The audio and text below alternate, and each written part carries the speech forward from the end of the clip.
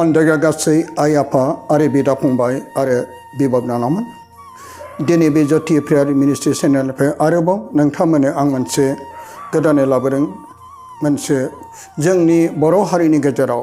मोनसे नायनो गोनां मिथिनो गोनां आरो जाय माखासे गारबोनाय थाखोमानाय जोंनो मोनदांसनो हायै मिथिसनो हायै माखासे गोनांथार बाथ्राफोरखौ दिनै नोंथांमोना बे भिडिअनिफ्राय नोंथांमोना मिथिनो मोनगोन। अन्दाग्रा गासै आइ आफानि बिदा फंबायफोर नाथाय आं नैबे ज्योति प्राइम मिनिस्ट्रि चेनेलनिफ्राय बबेबा मोनसे राजनितिक हान्जा एबा बबेबा धोरोमनि एबा बबेबा हारिनि बबेबा समाजनि बेरेखायै बाथ्राफोर आं मालाबाबो बुंनो आवगायबोनो सानाखै। नाथाय हारि हिसाबै सासे बर' बिमानि फिसा जानानै जिउआव जोंनि गेजेराव सासे जाय गोबाव बोसोर हारिनि थाखाय जाय उदांस्रि लाबोनो थाखाय जुजिनाय अन्दाग्रा जोंनि जाय रन्जन दैमारि सारनि माखासे बिथांजों मोगा मोगि लोगो हमनायनि बिनि गुदियाव आरो बिथांजों आं माबायदि गोथौ बाथ्रा गोनांथार बाथ्राखौ सावरायामोन बिनि सोमोन्दै नोंथांमोननो नैबे भिडिअनि गेजेरजों नोंथांमोननो आं होनो लाबोदों। अन्दागाफोर जाय बर' हारिनि बर' बिमानि गाबनाय बिनि मेगननि मोदैनि राननो रोङै निजोराखौ हुगारनो थाखाय बे बुहुमाव रावबो दिनै सुबुंफ्रा गैयैलाय आरो बर' हारिखौ बुहुमाव मिथिसार होनो आरोबाव बे बर' हारिनि नासयजानाय सोबख'जानायफोरखौ उदां नख्राङाव उदांस्रि एबा मुक्ति खालामनो इसोरा जोंनि गेजेराव सासे सुबुंखौ जोनोम होदोंमोन। जाय बे जोहोलाव सुबुंखौ इसोरा जोंनि गेजेराव हरदोंमोन आरो बे सुबुङानो जादों जाय दिनै गोबां सुबुंफ्रा मिथिगौ हारिनि थाखाय हादरनि थाखाय दिनै बियो हाग्रा बंग्रायावबो थानांनानै गोबांथा मोसा लख्रानि गेजेराव ओंखाम ओंखामनि गेजेराव दै मोलोंनि गेजेराव हाग्रा बंग्रा हाजो हायेन मालाबा लुवार गान्दार आरो दै मोलोंनियाव जुनादफोरनि खिनाय बै दैफोरखौनो लोंनानै बिसोर गोबांथार हारिखौ हादरखौ उदां नख्राङाव मुक्ति होनो थाखाय जुजिबोनाय सार रन्जन दैमारिनि सोमोन्दै आं एसे बुंनो सानदों। अन्दागाफोर जाय जोंनि गेजेराव सार रन्जन दैमारिखौ रावबो मिथियो एबा खोनायै गैया। मानि थाखाय बिथाङा दिनै जोबथेसालियाव जोबनानै दं? मानि थाखाय दिनै एसेग्राब गोबाव बोसोर जानाय उनाव दिनै बियो आरो बिटिआरनि सासे सिगनेटारि जानानै बिथाङा दिनै मानो उदां नख्राङाव दिनै मानो जोंजों लोगोसे गैया? दिनैसो बिथांखौ जों मानो जोबथेसालियाव जोबदों बिनि आन्दोआव मा दं? अन्दागाफोर आं बे ज्योति प्राइम मिनिस्ट्रिनि गेजेरजों इसोरनि मुङै बयखौबो आखाइ खबजै बे सारनि थाखाय इसोरनियाव आर'ज खालामनायजों लोगोसे जोंनि इसोरा बयनिबो मेलेमाव सोरबा दैदेनगिरि सोरबा चिफ मिनिस्टार सोरबा प्राइम मिनिस्टार सोरबा गभर्नर एबा जोंनि गेजेराव जायफोर दैदेनगिरि बर'नि दैदेनगिरि बिथांमोननि जिउआवबो इसोरनि जिउआव थानानै बिथांमोननि गोसोआव अननाय बिथांमोननि मैखुनाव इसोरनि बोरा थानानै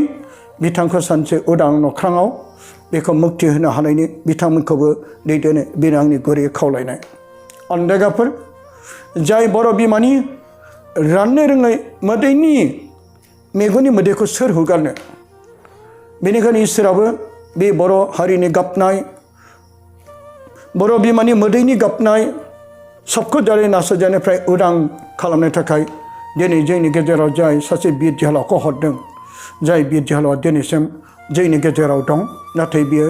बहा दिनै बे गोबां दुखु सैनांनानै जोबथेसालियाव दासिमबो जोबजाना दं।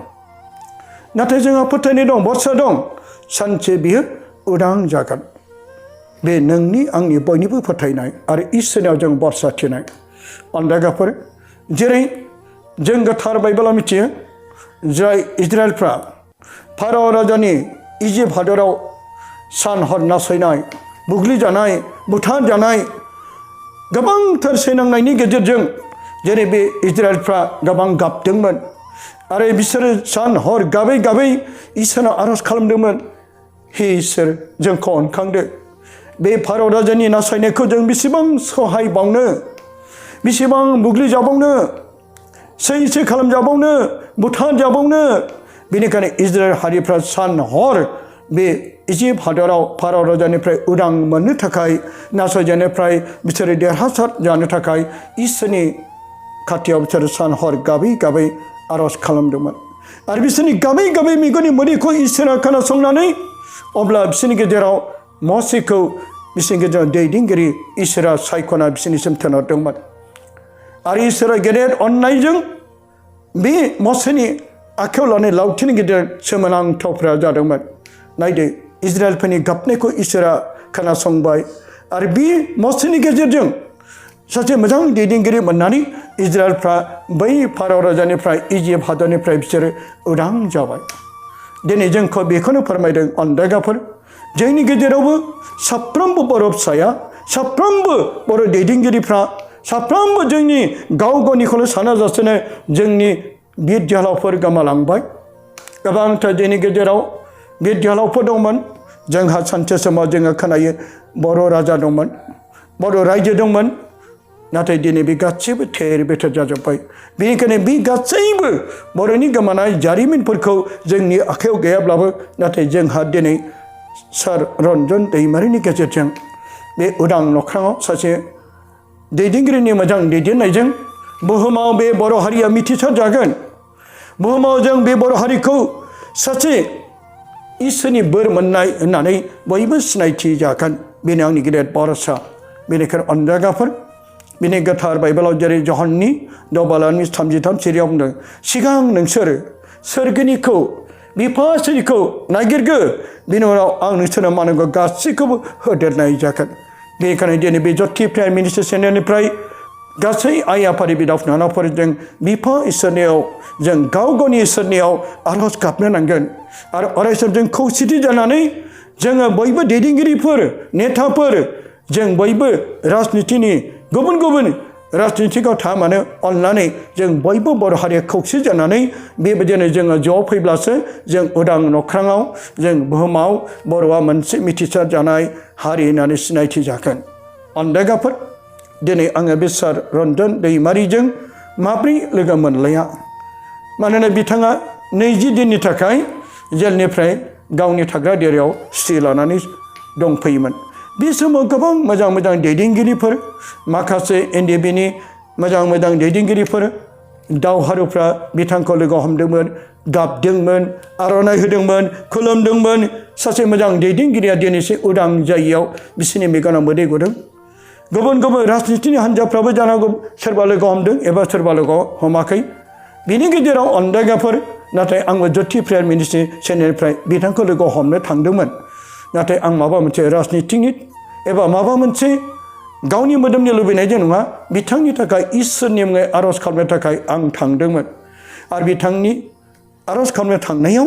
बिथाङा माखासे बेसेन गोनां गोथौ बाथ्राफोरखौ थाखोनि बाथ्राखौ आंजों मोगा मोगि सावरायनायाव बे गोरबोनि बाथ्राखौ बे फोरमायदोंमोन बे फोरमायनाया बेनोदि 2019 मायथाइनि 18 एप्रिलाव जोंनि गुवाहाटी आर्चडायसिसनि आर्चबिशप जन मुलाचिराया जेरै बियो बै अनदायगाफोर गोथार बाइबेलाव जेरै जोंखौ फोरमायदों जेरै जहननि 13 सिरियाव जों फरायब्ला मोनो फोरबो जिसु ख्रीष्टआ पास्का फोरबोनि सिगांनो बियो गावनि जिउआ बिफानियाव थांसिगोन आरो गाव थांसिगोन बेखौ मिथिखानानै बियो गावनि 12 चेलाफोरखौ बे आथिं सुदोंमोन थिग बेबायदिनो जोंनि आर्चडायसिसनि गुवाहाटी आर्चडायसिस आर्चबिशप जन मुलाचिराया अननायजों बेबायदिनो फोरबोनि गोथौ अननायखौ बिसोरनो बोर होनो थाखाय अब्ला जेलाव जोबजानाय सेन्ट्रेल जेलाव जोबजानाय गुवाहाटीयाव अब्ला आर्चडायसिसनि आर्चबिशप जन मुलाचिराया 12 जेलाव जोबजानाय सा सुबुंखौ आथिं सुदोंमोन आरो बिनि गेजेराव जोंनि जाय अनदायग्रा सार रन्जन दैमारियाबो दङमोन जेब्ला बेनिखायनो बे सार रन्जन दैमारिया गावनि गोरबोनि अननायखौ गोरबोनि गोजोननायखौ बे आंनो फोरमायदोंमोन नाय गुवाहाटी डायसिसनि सासे मानगोनां बिशपआनो जोंनि 12 सुबुंफोरखौ जेलाव जोबजानायफोरखौ आथिङाव दांनानै आरो बेजों लोगोसे आथिं सुनायाव जों गोबांथार जिउआव गोजोननाय मोन्दों इसोरनि अननायनि मोन्दांथिखौ जों हमदांनो हादों आरो बेजों जोंनि जिउआव मेगनाव मोदै गदों गोजांस्रिउ मोन्दों सासे आर्चबिशप बिथाङानो जेरै जोंनि आथिंखौ सुदों अब्ला बियो गोसोखांनानै गोथार बाइबेलनि बे अन्दागा जहननि 13 बालाखौ बे बाथ्राखौ सार रन्जन दैमारिया बुंनो हमदों जेरै जिसु ख्रीष्टआबो गावनि अननायखौ होनानै बे 12 सेलाफोरखौ आथिं सुदोंमोन जोंखौबो 12 सायख'नानै जेलाव जोबजानाय गासै सुबुंफोरखौ जोंनो अननायनि गेजेरजों आथिं सुदोंमोन दा अन्दागाफोर दिनै बे बाथ्राखौ लानानै बिथाङा आंनो गोथौ बाथ्राखौ बिश्वनिसिम गोजोननायखौ हरदों आरो गोबांथार बियो इसोरखौ मालाबाबो बावाखै आं सोंदोंमोन मा नोंथाङा जेब्ला हाग्रा बंग्रायाव थाब्लाबो नोंथाङा जेब्ला जेलाव जोबजाब्लाबो इसोरखौ बावाखै नामा ओहो आं मालाबाबो इसोरखौ बावाखै बिथाङा नंगौ सासे बे दावहारु जानानै दिनै बे इसोरखौ सिगाङाव दोननानै आवगायलांबाय थादों जायनि थाखाय दिनै बिथाङा दिनैसिम गोथाङै दं मानोना बिफा इसोरा बेजों लोगोसे दं जेरै मसेजों लोगोसे थानानै अन्दागाफोर इजराइलफ्रा उदां जादोंमोन जोंहाबो फोथायनाय बाथ्रा दं सार रन्जन दैमारिनि गेजेरजों सानसे बर'आ उदां जागोन बर'आ बुहुमाव मिथिसार जागोन बेनिखायनो जोंनि गेजेरावबो गोबांथार दावहारुफोर दंमोन जोंनि गेजेरावबो जेरै अन्दागाफोर जेरै जानो हागौ हाग्रामा सार गबिन्द सार आरो लोगोसे गोबांथार गोथौ बाथ्राफोरजों एबसुनि दैदेनगिरि जय प्रमद सार बिथाङा दा बिटिआरनि चिफ बिथांमोनाबो बर' हारिखौ उदां नख्राङाव मिथिसार होनो थाखाय बिथांमोनाबो नाजादोंमोन जोंहाबो फोथायनाय दं बिथांमोना जानांगौ चिफ जानानै बिथांमोना दैदेनगिरि जानानै बिथांमोनाबो आरो ज' जानानै नैबे बर' हारिखौ उदां नख्राङाव बुहुमाव मिथिसार होनो थाखाय थांखि लानांगोन दा अन्दागाफोर आं बोरै आरोबाव बेखौनो खावलायबावनो लुबैदों अन्दागाफोर गोथार बाइबेलाव जेरै जोंनि मानगोनां सार रन्जन दैमारिया फंसे बाथ्रा बुंदों आरो बे बाथ्राया बेनोदि जहननि 13 बालामनि 14 सिरिखौ बिथाङा आंनो मिथिहोदोंमोन बे बाथ्रा बेनो आं बेखौ एसे मिथिहोनो बेनिखायनो आं फोरबो आरो फोरोंगिरिया नोंसोरनि आथिंफोरखौ सुबायब्ला नोंसोरो गावजों गाव आथिंफोरखौ सुलायनो नांगौ मानोना आङो नोंसोरनि जुनै आइना बादि जाबाय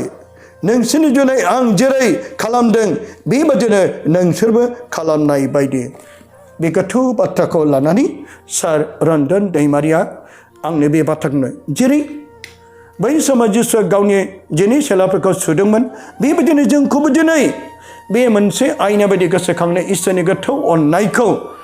बेबायदि गावजों गाव सुलायनो थिननायखौ लानानै आर्चबिशप जन मुलाचिराया जोंखौ सेन्ट्रेल जेलाव 2019 मायथाइनि गोथार सप्तानि गुड फ्राइडेनि सानसे सिगां अब्ला 18 एप्रिलाव आर्चबिशप जन मुलाचिरा जोंनि आथिंखौ सुना होदोंमोन होननानै बिथाङा आंनो बे लोगो हमलायनायाव गोदै अननायनि बाथ्राखौ जोंनो फोरमायदोंमोन अन्दागाफोर आरो बिथांजों आं माबोरै लोगो हमलायामोन बिथांखौ नोंथांमोना बै समाव आंजों दान्दिसे लोगो हमनायाव अन्दागाफोर आं माबायदि बाथ्रा बिथांनि गेजेराव खावलायदोंमोन बेजों लोगोसे आरोबाव नोंथांमोना नैबेखौ नायनो हागोन दिनै अन्दागाफोर बे ज्योति प्रेयार मिनिस्ट्रि चेनेलनिफ्राय साफ्रोमनि समनि गोरबोनि अननायखौ नोंथांमोननो जासिहरबाय दिनै बे मुगायाव अन्दागा जोंनि मानगोनां सारखौ आं लोगो मोनफैदों बे गेदेर इसोरनि अननाय बेनिखायनो आङो बे सारखौ लोगो मोनफैनो थाखाय जिउजों मैखुनजों गासै मोदोमजों हानायमानिजों आं आफा इसोरखौ हामबाय होयो आफा इसोरा अरायसम बिनि जिउ सोलेरखौ मोजां लाखिथों मोजां देहायै बेखौ दैदेनलांथों आरो बयखौबो आं बोरै खावलायहरो जाहाथे सारनि इयुननि थाखाय उदां महराव मोननो थाखाय बयबो आर'ज लाफादों आरो बिनि थांनानै थानायाव जाहाथे बिनि देहाफ्राव लोमजानाय साजानायनिफ्राय आफा इसोरा अरायसम बेखौ रैखाथि खालामनाय बायदि बेंग्रा आफा अरायसम बेखौ अराय उदां लाखिनानै मोजाङै लाखिनानै बिनि जिउआव अरायसम आवगायलांबाय थानो बेनिखायनो गासैबो खावलायहरबाय सारखौ लोगो मोननो थाखाय गेदेर रंजानायजों आं इसोरखौ हामबाय होयो आरो सारखौबो आंनि गोसोनि खनसे हामबाय होनाय थाबाय रंजानाय थाबाय सारखौ लोगो मोनफैनो थाखाय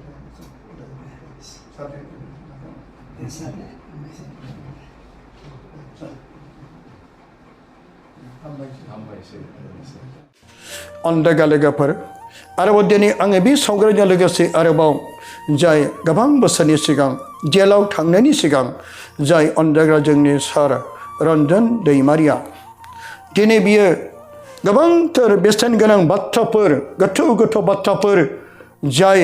फंफ्रोमबो बाथ्राफ्रा जोंनि थाखाय मैखुनाव गोनां मोनफ्रोमबो बाथ्राफ्रा बेसेन गोनां बे बेसेन गोनां गासै गोथौ बाथ्राफोरा बर' हारिनि थाखाय जोंनि थाखाय साफ्रोमनि थाखाय दैदेनगिरिफोरनि थाखाय राजनिथि दैदेनगिरि गासैबोनि सुबुंनि थाखाय मिथिनो गोनां एबा जों साफ्रोमबो बेखौ लानो गोनां नाथाय जों बेखौ बावगारजोब्बाय बेनिखायनो बिथाङा जेलाव थांनाय सिगां बे बोसोनफोरखौ मा होदोंमोन जों बेखौ गोसोखां जिउआव बेखौ जोङो संग्रिखां जोङो जिउआव साफ्रोमबो बेखौ आवथानानै ला जाय ओनसोला जाय जोंनि सार रन्जन दैमारिनि गोथौ गोथौ बाथ्राफ्रा साफ्रोमबोखौ जिउआव संग्रिखांनायजों नैबे बाथ्राखौ जोंखौ गोसोखांहोदों बेखायनो दान्दिसे बिनि बोसोनखौ बिनि रावफोरखौ दसे नोंथांमोना खोनासंबोगोन मिजिंथिबाय শেষ হৈ নাযায় তাৰ বাবেহে আন্দোলন আৰু সংগ্ৰাম কৰিছোঁ এয়া মাথো বড়োসকলৰ জাতি হিচাপে জীয়াই থকাৰ সংগ্ৰাম কওক এতিয়া কওক আপোনালোকে বাঘ বা গড়ক চৰকাৰে কিয় ৰক্ষণাবেক্ষণ দিছে কিয় নিৰাপত্তা দিছে কিয় চেংচুৱাৰী খুলি ৰক্ষণাবেক্ষণ দিছে কাৰণ ৰক্ষণাবেক্ষণ নিদিলেই গড় বা বাঘ পৃথিৱীৰ বুকুৰ পৰা শেষ হৈ যাব গতিকে শেষ হৈ যোৱাৰ পথত থকা বড়োসকলক অতি সোনকালে ৰক্ষণাবেক্ষণ দিব লাগে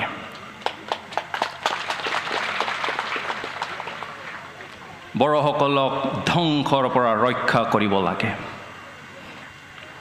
বহুতে কয় বড়োসকলৰ বুৰঞ্জী নাই ইতিহাস নাই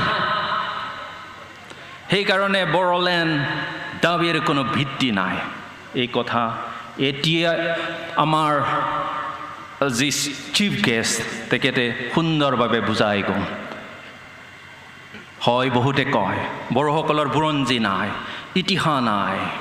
সেইকাৰণে বড়োলেণ্ড দাবীৰ কোনো ভিত্তি নাই বড়োসকলৰ বুৰঞ্জী বা ইতিহাস আছেনে নাই আজি মই যুক্তি দাঙি ধৰিবলৈ বিচৰা নাই বড়োসকলৰ ইতিহাস আছেনে নাই ক'বলৈ মই বিচৰা নাই মাথো ক'বলৈ বিচাৰিছোঁ এটা জাতি হিচাপে যিখিনি টকাৰ প্ৰয়োজন সেইটো কিন্তু বড়োসকলৰ আছে আমাৰ আছে আমালোকৰ আছে আমাৰ নিজৰ ভাষা সংস্কৃতি আজিলৈকে জীয়াই আছে তাত কোনো সন্দেহ নাই যে আমিয়েই বড়োসকলে এই মাটিৰ প্ৰথম বাসিন্দা আছিল এই মাটিৰ প্ৰথম সন্তান আছিল